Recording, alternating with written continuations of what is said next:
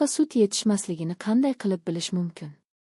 Ona suti yetishmasligining asosiy belgilariga quyidagilar kiradi. Bolaning bir oyda vazni yetarlicha oshmasligi.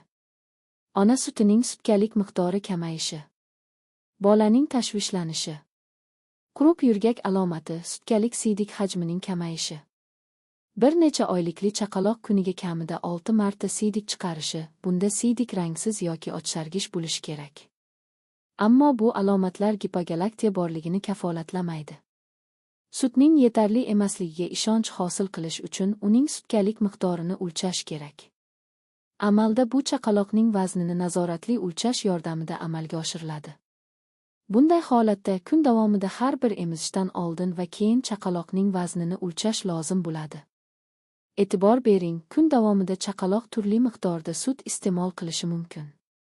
Shuning uchun sutkalik iste'mol qilinadigan sut miqdori hisobga olinadi, bir martalik emizishdagi sut miqdori emas.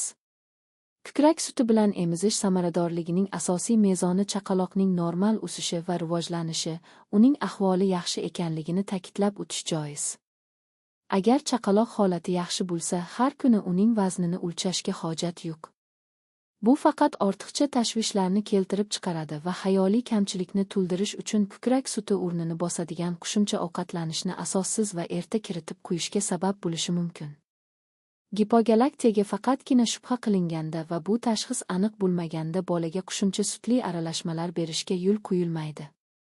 Hatto tashxis tasdiqlansa ham, yosh ona ko'krak sutini ko'paytirish uchun kurasha olishi mumkin.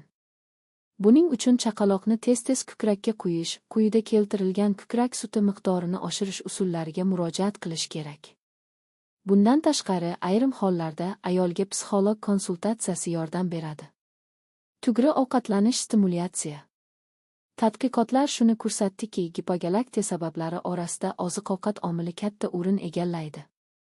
Shuning uchun birinchi navbatda onaning ovqatlanishini ratsionalizatsiya qilish kerak.